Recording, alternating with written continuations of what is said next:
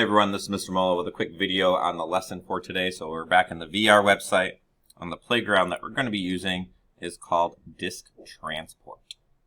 So for this one, you'll see we have 3 different squares, blue, red, green, and then we have 12 different disks. We got 2 blue ones, 2 red ones, 2 green ones, and then 2 more red, 2 more blue, 2 more green. And it's your job to get 2 of each color back to their colored square. Okay? And the sensor that we're going to be using today is the magnet sensor. So before we get into work with some sensors, as long as it's not too difficult, we'll attach some sensors to our robot and kind of mess around with those. And sensors are pretty cool because it's something that, you know, your parents use every day and you use if you're driving the car with them every day. It's not really something you realize. So like if your parents get too close to like the garbage cans as they're backing out of the driveway, like some of our cars beep, like, hey, you're too close to something, it's going to beep. Well, that's a sensor in your parents' car that says, hey, you're close to something, watch out. And the robots kind of have a sensor like that too. So we can have it make a noise if it gets too close to something, or maybe just stop altogether, or turn left or right, or just back up, or whatever it's doing. So the sensor that we're going to be doing is the magnet sensor. So it has its own little circle here, this like dark blue kind of a color.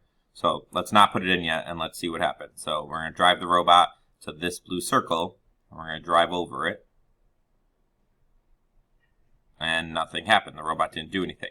Now let's energize that magnet, and we're going to have 2 options here, either to boost or to drop. So since we want to pick it up, we're going to keep it to boost. So now let's start over. It's boosted. We picked up the magnet. Okay.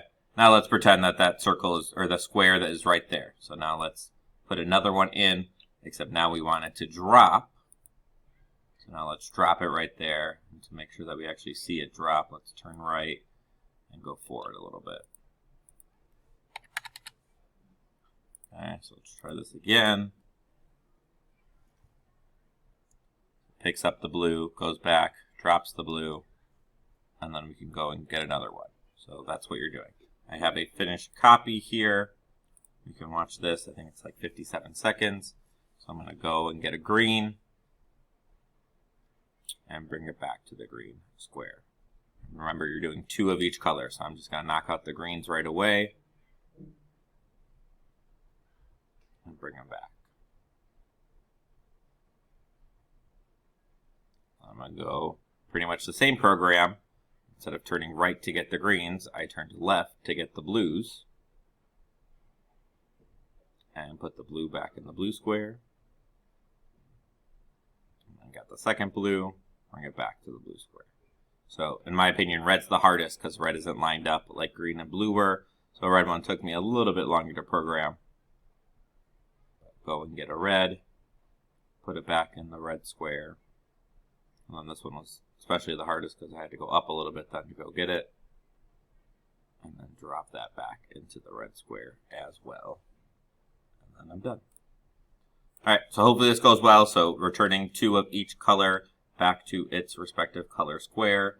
And that is the project.